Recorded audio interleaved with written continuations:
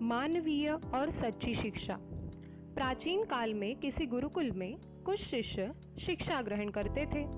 वे शिक्षा ग्रहण करने के साथ साथ आश्रम के सारे कार्य जैसे कि जंगल से लकड़ियां जुटाना, भोजन पानी की व्यवस्था करना, साफ सफाई आदि के कार्य भी संपन्न किया करते थे। कालांतर ने उनके गुरु ने उन्हें यथासंभव अपना सारा ज्ञान दे दिया। एक दिन जब गुरुजी ने अपने 3 बड़े शिष्यों को शिक्षा पूरी हो जाने की बात कहकर उनसे घर जाने को कहा तो उन्हें आश्चर्य हुआ।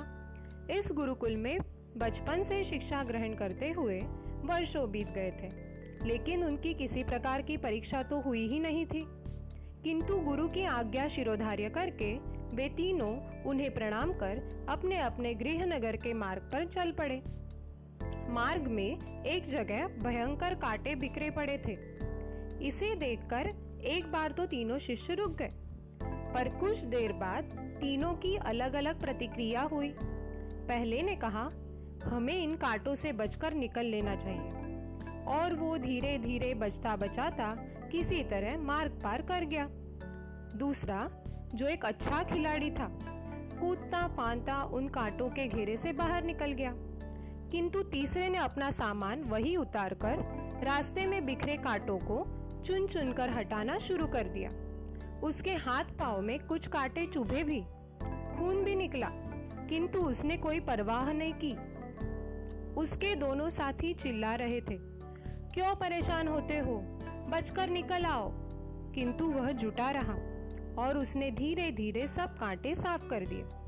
इतने में तीनों ने देखा कि गुरुदेव पैदल चलकर उनके पास आ गए हैं। उन्होंने प्रथम दोनों शिष्यों से कहा, तुम दोनों की शिक्षा पूरी नहीं हुई है।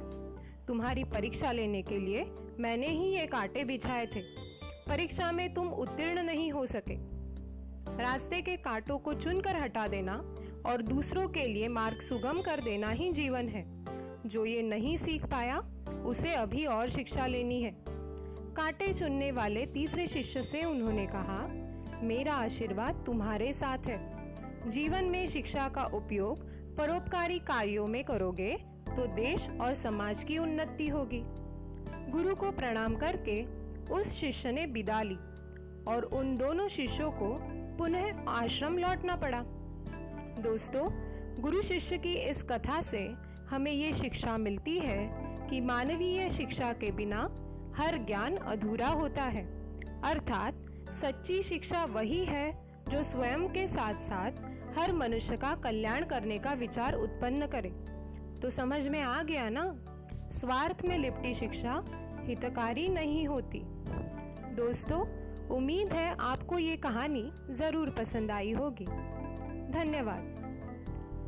Text narration Vijay Shankar Chaturvedi, voice Harshali Bhambed, producer Sanjay V Shah. A Mangrol Multimedia Limited presentation.